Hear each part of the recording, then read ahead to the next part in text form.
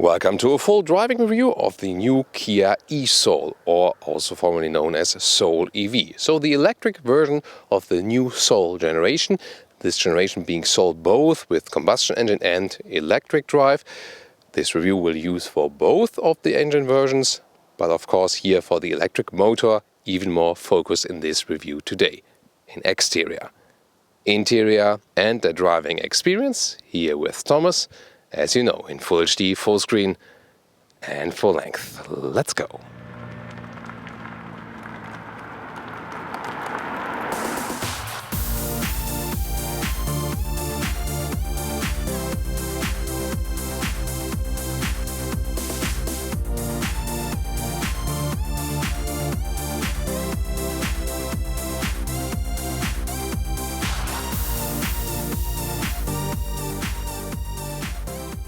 Here in the front, the new Soul generation, you can see here, very slim how the LED standard now. Headlamps are oriented also with the LED daytime running light. And then the more bulky lower shape.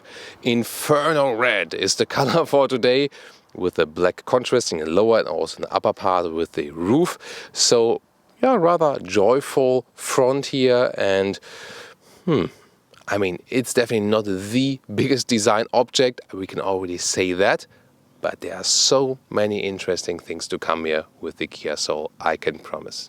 4 meters 19, 13 foot 7 or 165 inches is the length of the Kia Soul, and this is of course really tiny, and you can see it's such a short vehicle, but this building style here, upright from the windows, box style, this is what's making this car so unique, and hardly any other car like this on the market now.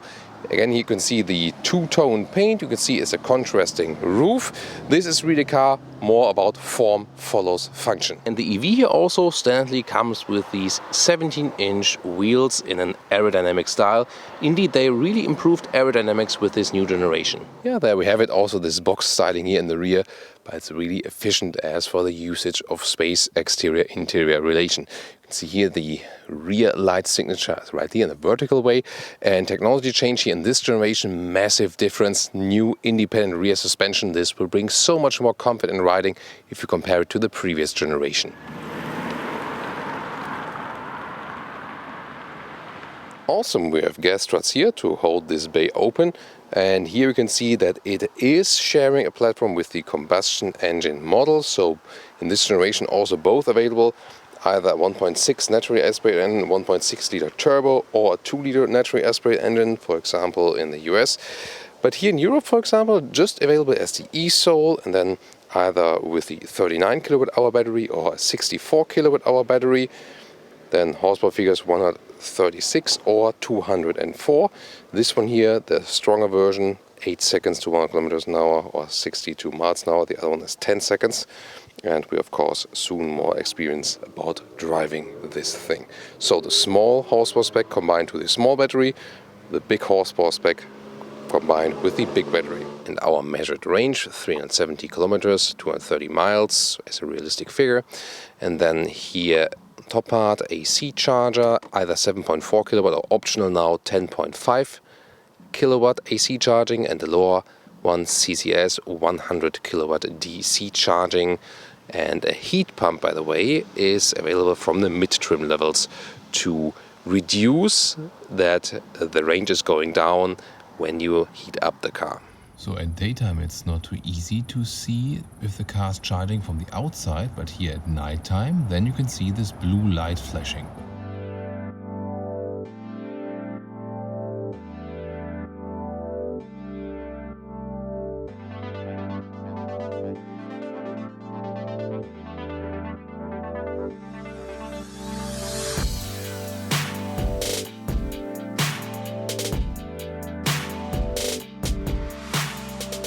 So the keyless entry works here with this knob. You open and close it right there, and the door handles here already feel quite solid. And the door closing sound.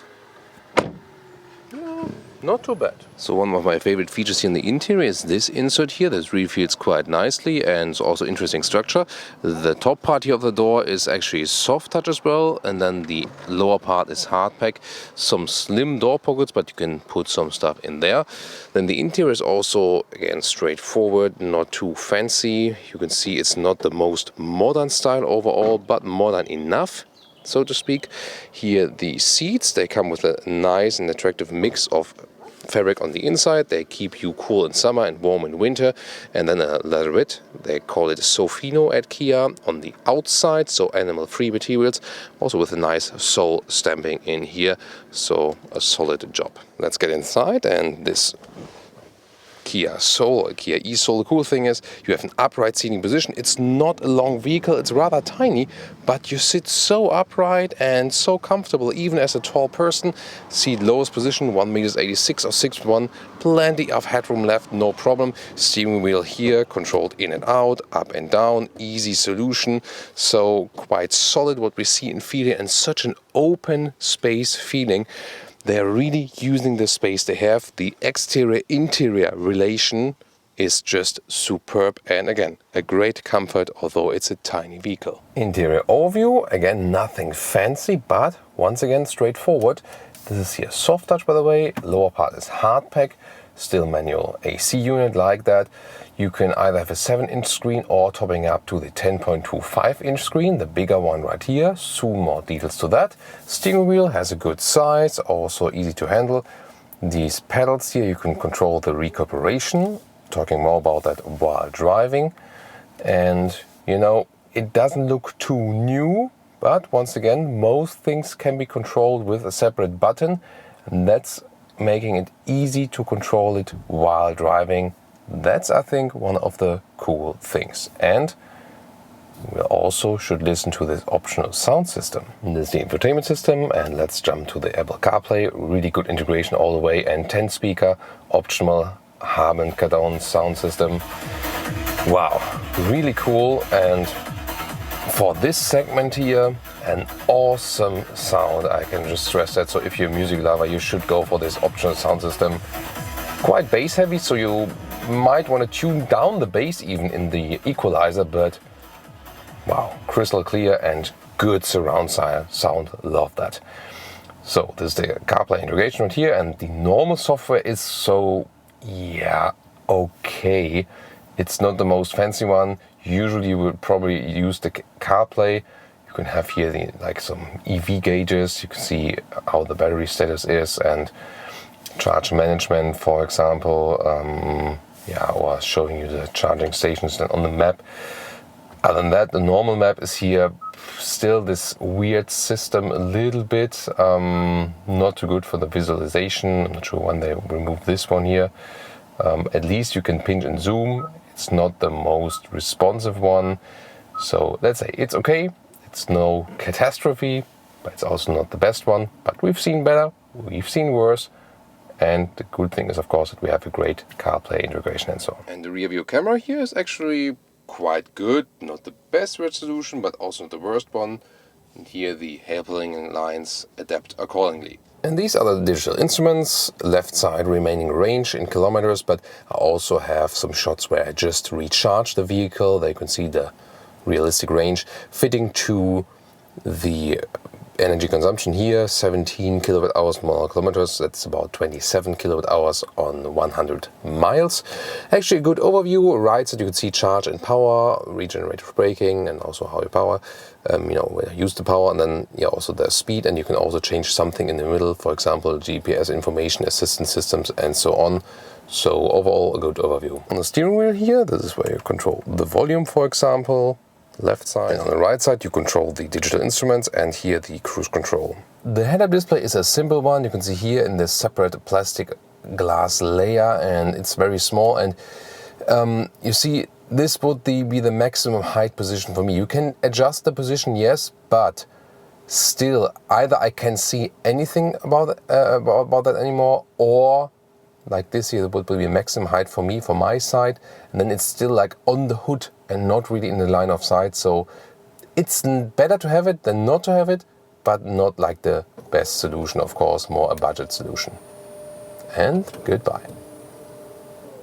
Once again here in detail, so straightforward to use with the AC unit, so cool. This is here the knob that when you really need strong direct heating in very cold winter times. This will of course go on the battery a little bit, but you know, at some point you might really need it. Lower part here with additional USB charger here. In the middle one, the connection for your smartphone, for Apple CarPlay or Android Auto. Another 12-volt power supply on the left. And below here, this would also be an inductive charging platform, but yeah, for the smartphone connection, you leave it plugged in anyway. In this lower area also so straightforward, just turn to D, neutral mode and reverse, and P. I think it's a very good solution. Seat heating also with separate buttons, steering wheel heating, separate button, and the driving mode, talking about that when we drive the car. Again, this is what I love about this vehicle. It's so easy to use. Cup holders here, adaptive, and then there's this armrest here, and yeah, well attached, with some reasonable space underneath. And this is the car key, also quite straightforward. The controls are at the side here and actually feels quite good. And this here, once again, one of the strength of this vehicle, you get in the rear and you have so much legroom. So much legroom as in cars that actually a meter longer. That's really superb. And again, a more upright seating position here also for the rear passengers, and there are also enough headroom left. So this square building style, this is where it really plays out all the advantages. Hardback, by the way, at the inside of the doors, but I mean, yeah, it's not the most expensive car, but we have the nice insert here once again around the door handle. The seat here, we can fold it from here already, 1/3, 2/3 split. Middle part, you can also sit. There's not a hard big tunnel, it's an EV. So in the middle part, you can actually also sit, and there's one more USB supply in the lower part. A solid rear hatch, opens quite wide, 310 to a maximum of 1,205 liters. You can fold this one here up. Standard suitcase here, and it will not fit in the vertical way, so that's the only disadvantage. Optional Harman Kardon speaker also here in the rear, and let me give you some measurements. And this is here in the length about 66 centimeters, of course not too long because it's a small car, but here in the width at least a meter, here in the upper part even a little bit more, but in the lower part about a meter, that's good. And the height here to the cover is about 40 centimeters. So if I remove the suitcase right here, below there's more storage space where you can get more trunk height theoretically, but you can also then store your cables here in this box, for example, or the additional cable, so there's enough space. Of course, you can always argue, is it better to put the cable on top of that? It depends, you know, how often you recharge, how's your situation. At the moment I have stored it in the lower part just for display purposes. Of course, when you put luggage on top and then you have the cable on the downside, this is then the disadvantage, so it depends on how and when you recharge. And when I take the measurements here from the total length to the front seats, this is about almost 1,50 meters. And one more look here at this wide opening. You have to pay attention when you have a low basement garage, but of course for putting things in and out, this is so practical.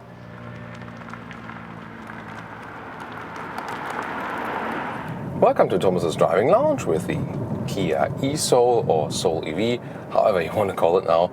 And let's start with some recuperation, because in normal driving mode I get off the throttle, I feel the car is decelerating, that also fitting here to the next red traffic light.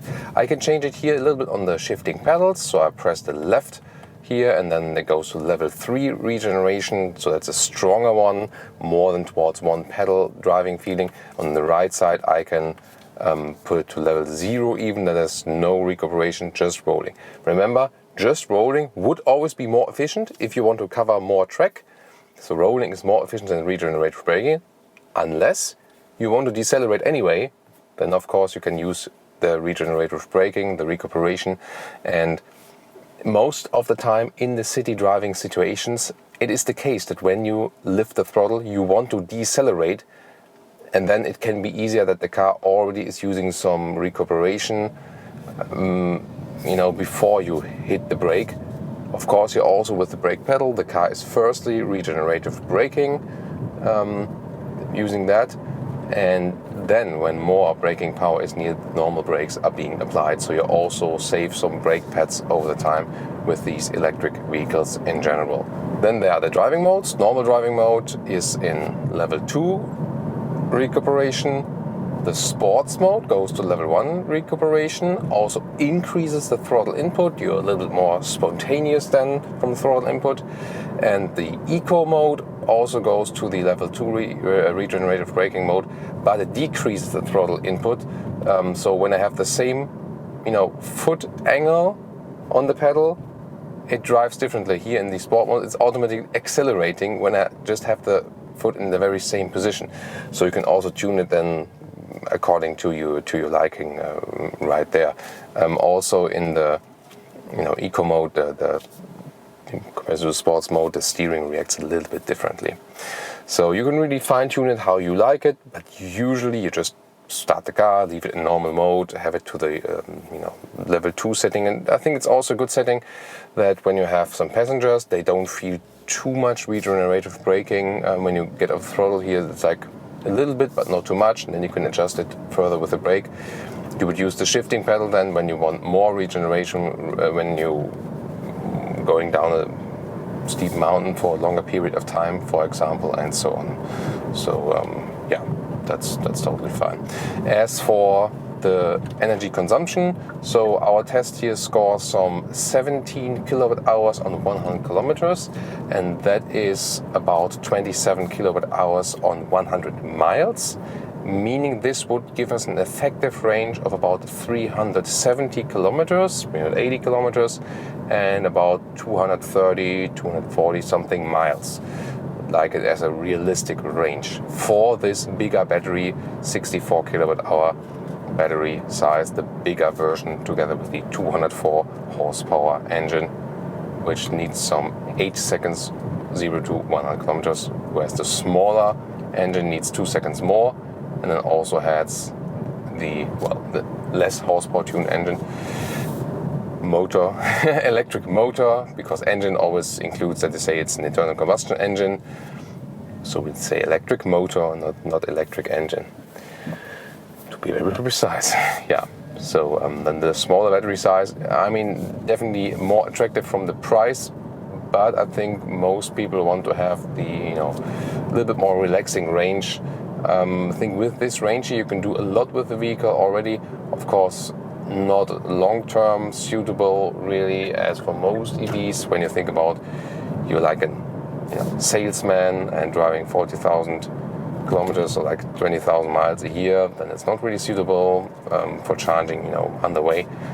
Especially when you have charging infrastructure at home, it's really cool. So it's about these EV features, and the cool thing about this car is you have a great overview, everything to the rear, to the sides, and so on. This is so so straightforward. This is more reminding us of some older vehicles. As for more practical building form, the Soul has a very distinctive fan group as well, and no wonder about that, because it's so unique still on the market, and you have an upright seating position. It's a very comfortable ride indeed, also for tall people, although it's such a tiny vehicle as for the length. So great for city driving. You'll most of the time find a parking spot. The only car that would still have an advantage over this would be a Smart Fortwo, and that's it then. So every other car would be worse than this as for parking and so on. Energy consumption for the size of the car could maybe be a little bit more efficient. That would be cool. Other than that, it's so easy to drive. You have like a very light steering. Here a little bit off the throttle, then reducing the speed again, because different speed zone, then it's being get off again. And yet, you don't have like a super fancy car, like, I'm driving a sports sedan or something, but this is an electric vehicle, then you always have the instant torque from this electric motor. So that's really cool, and it's also a lot of fun. When you hit the throttle, definitely all the torque is directly there, and that's always so cool to experience. So you can indeed have a lot of fun with this vehicle. Although it's not like what are they doing there? Oh, yeah, that was like car and cyclist almost crashing or whatever, and a lot of discussion. I always say people just stay calm. People also do mistakes in traffic. That's why they are people, or why we are people. And you can also excuse that, it's like sorry about that, whoever did something wrong, and the other guy, and I said like, it's okay, I also did some mistakes in traffic, we just can be friendly to each other, right? So, it's Skoda Yeti in front of us. This is like one of the rare similar cars, so to speak, from the building form, but was discontinued. So the Kia Soul, even more unique on the market now. In Europe, as I said earlier, only as EV now, whereas in the US you get it as the combustion engine. Yeah, always interesting decisions then from the marketing departments. I don't know.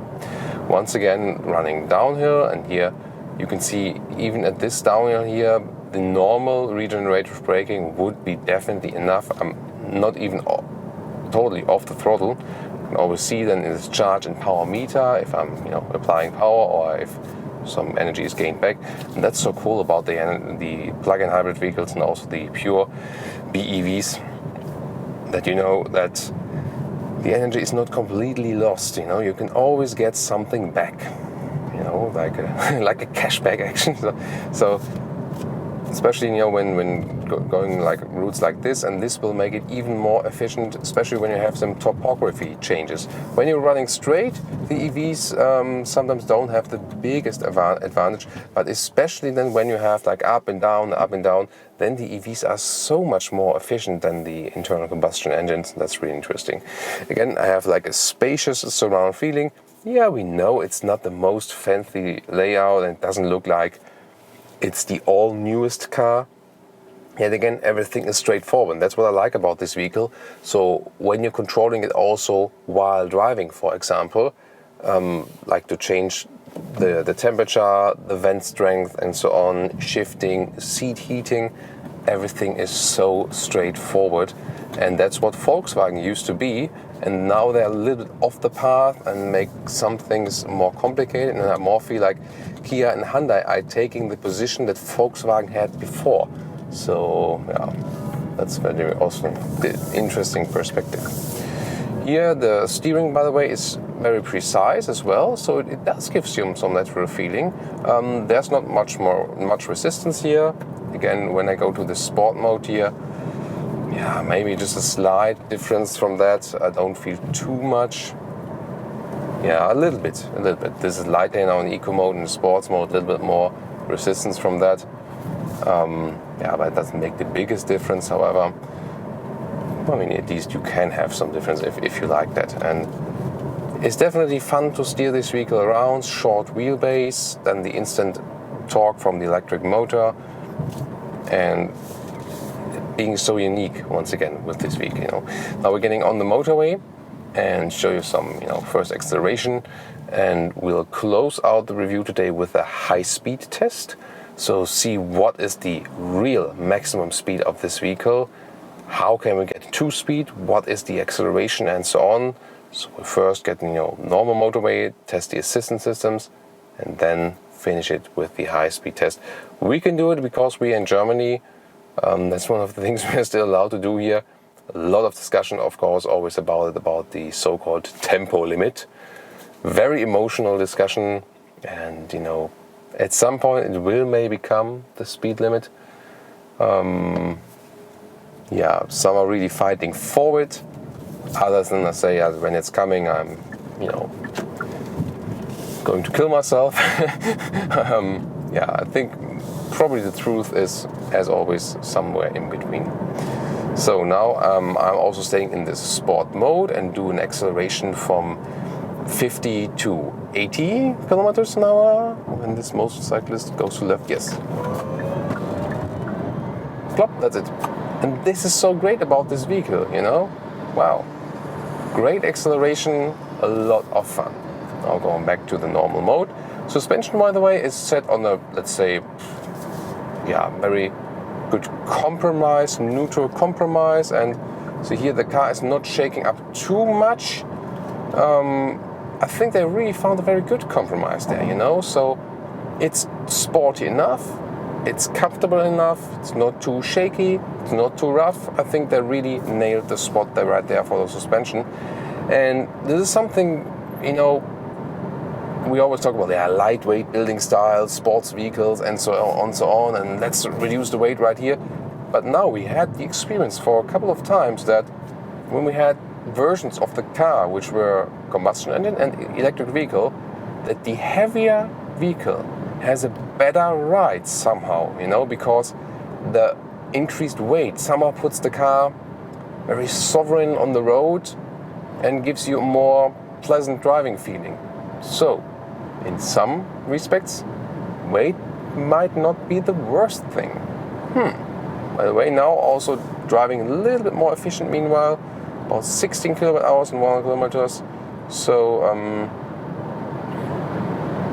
that would be more like 25 kilowatt hours and 100 miles. So we can increase the range a little bit, but of course it always depends on the mix. So we now set the cruise control here, set on the steering wheel and resume, and I can also put a little bit higher, increase the speed. I can also change the distance to the car in front of us, and if there would be a car in front of us, which luckily at the moment is not, well, no traffic is always good, but here in this case it would be good to demonstrate then lane keeping assist. Here also with the active steering, of course, always keep your hands on the steering wheel, but here you can see it's also keeping this car actively in the lane. So assistance wise also good. There's a blind spot monitor. Maybe we can see that also soon, how that reacts to a car that are overtaking us. Let's see about that. So also this respect here, very well done by this vehicle. And this whole driving part is really about what we already told you from exterior and interior. It's not the fanciest car. It's not the car that is evoking the greatest emotions and so on. It's also not the most beautiful car. But it is so good in so many respects. It's just like, this is the pure logical car, and it does everything just right. Yeah, okay, infotainment software maybe found there, but everything else so straightforward to use, and hardly anything you can say like, this is bad, this is bad. No, hardly to find anything bad about this vehicle, and pretty interesting. Now the acceleration, and we'll start. We'll let these two cars pass. Thou shall pass, in this case. So 30 kilometers an hour, sports mode. Let's go.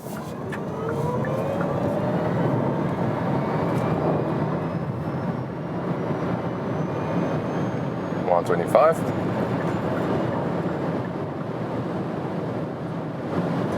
160 kilometers an hour. Pretty good acceleration. Wow. Awesome. And top speed 176 kilometers an hour. And noise insulation is still quite okay. Of course, it's the upright building style of this car, but yeah, can't expect too much from that. Pretty interesting. Yeah, this was really a very sporty acceleration. So, oh, by the way, consumption info. Yeah, that goes about 60 kilowatt hours, like all the way here.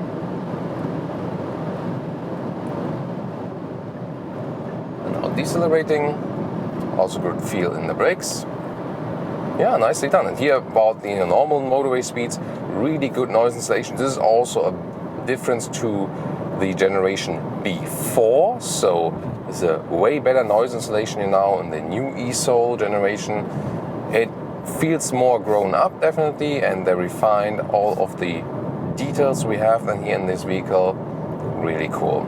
So yeah, when you put this car to a high-speed motorway, it will deplete the battery quite fastly. So this live energy consumption meter goes like to the absolute maximum. It was like at 60 kilowatt hours and 1 kilometers. That's like 3 times the average consumption. So yeah, this will be really costly, but probably this won't be the main use case of this vehicle. Now let's test the sound as we're in a tunnel. Yeah. Actually, when you're driving slowly, the sound this vehicle is giving is quite notable. Also when you're sitting on the inside, but of course, and again, no comparison to the internal combustion engine as for this case. So, covered now all the different aspects about the Kia e-Soul. This has been a very interesting ride, and once again, what a good vehicle. This, yeah, I mean, this is probably the thing you can just say. Not like, yeah, so fantastic, or, you know, lacking this. No, this vehicle is actually lacking nothing. It's just good. It's just good.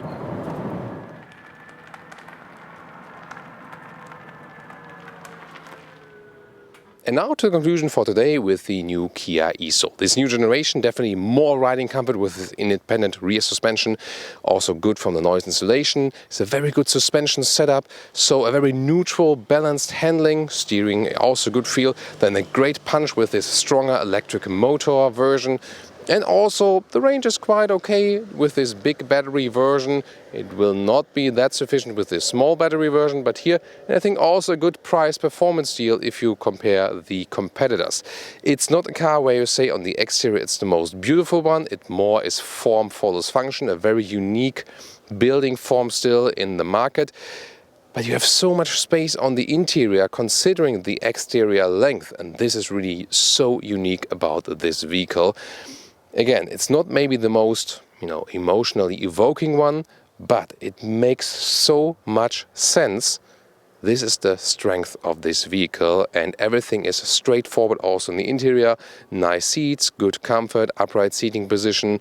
Yeah, maybe infotainment, navigation software could be a little bit more up to date, but other than that, so easy and well to use this vehicle. Overall, a very, very good package. So, what do you think about the Kia Soul, and especially here the Kia e-Soul, the EV version?